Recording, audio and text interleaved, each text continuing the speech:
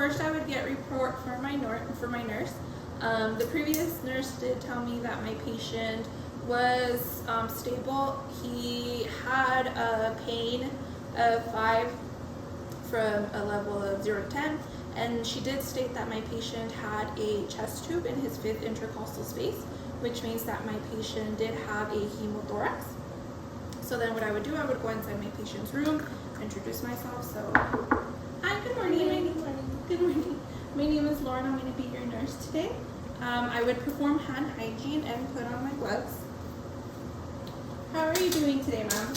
I'm just having a little bit of trouble breathing. Oh, I'm sorry about that. I'm going to do a quick assessment on you, and then I'm going to check out the tubing for your system. Okay. So my patient will be the patient would be laying down on a bed, and what I would do is do a quick view of my patient to see if the patient is stable. Look at his face, look at his body to see how he's positioned, if he has any distress signs. So then I would do that, and then before I do anything else, I'm going to take a quick look at the area where the tube was inserted. Make sure that there's no drainage. Make sure that it looks clean. It looks fine.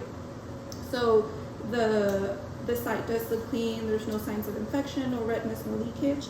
So then I would come in and see where the tube. Well, I would measure the tube to see the length from where it was inserted to see if it's the same length as the nurse had left it. And then after that, I'm going to go ahead and listen to my patient's lung sounds.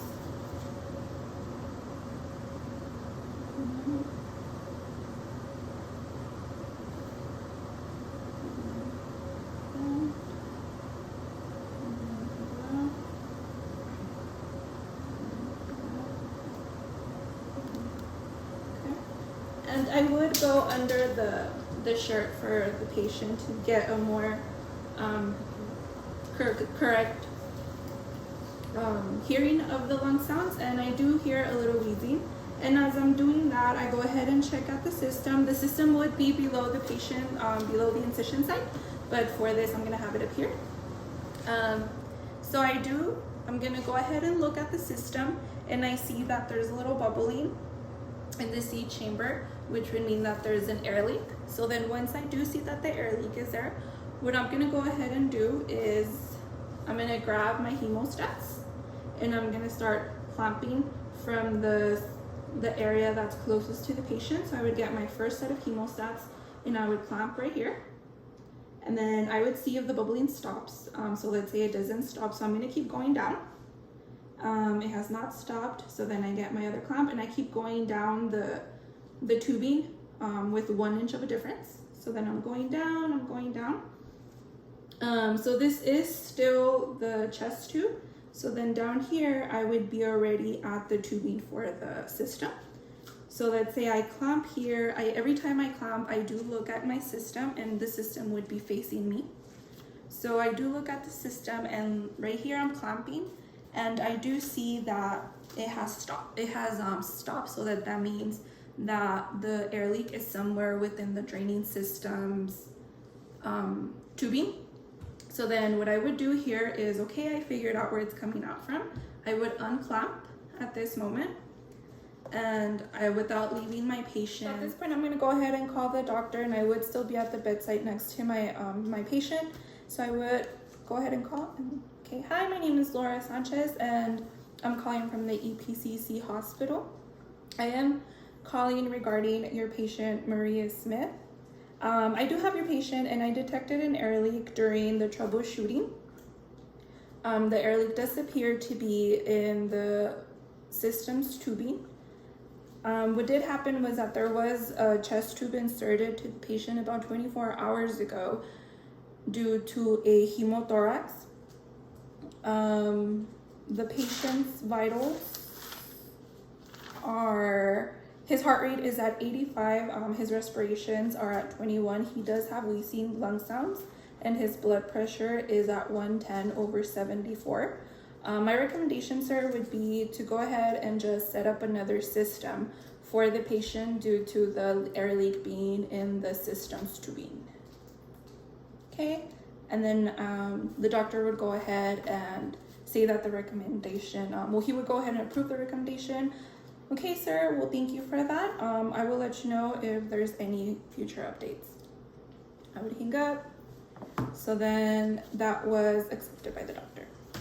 So my doctor already approved, the doctor already approved to go ahead and set up a new system. So what I would do, I would perform hand hygiene. I would pull up my new, so it would be the new Ocean, and it would have a little, what is this called? A little stool, I guess. And then it's to maintain this firm and so that it doesn't tip over when I'm pouring the water. So then what I'm gonna go ahead and do first is remove the little stop cock from here. So we're gonna pretend that I have one here. So I could go ahead and fill up my chamber 8. I'm gonna go ahead and get my sterile water. And what I'm gonna do is I'm gonna go ahead and pour my sterile water into my 8 chamber. And it's gonna reach the minus 20 centimeter mark.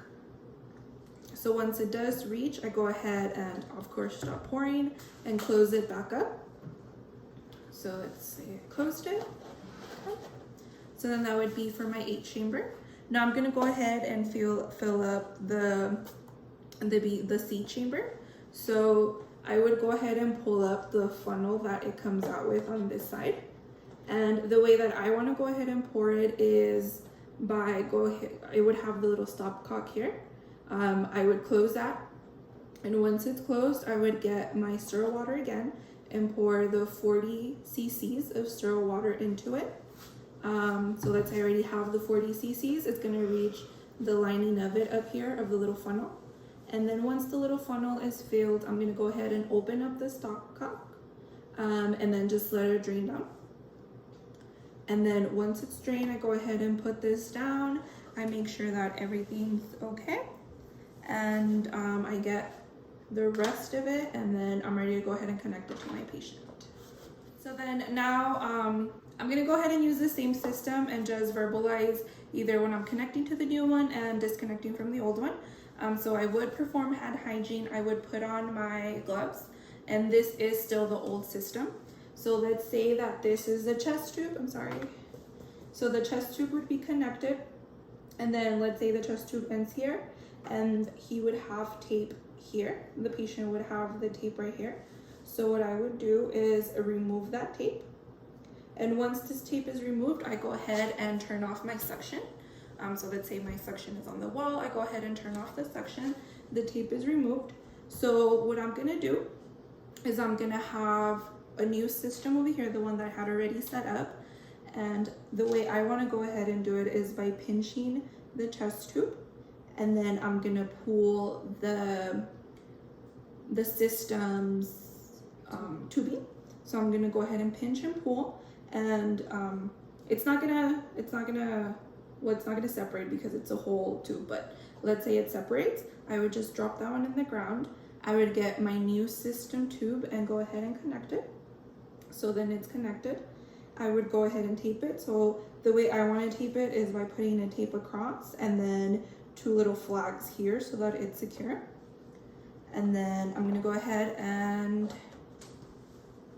turn, so I did also disconnect the old suction. So let's say this is still the old suction. I went ahead and disconnected the suction from this old device and connected it to the new device. So now I make sure that everything's okay. I look at the patient, I see that the patient is fine. And this would be on the ground, so I would be working this in the ground. It would be under the patient's insertion level. And I would turn on the suction again and just stay with the patient a little, verify, take vital signs, and see that everything's working.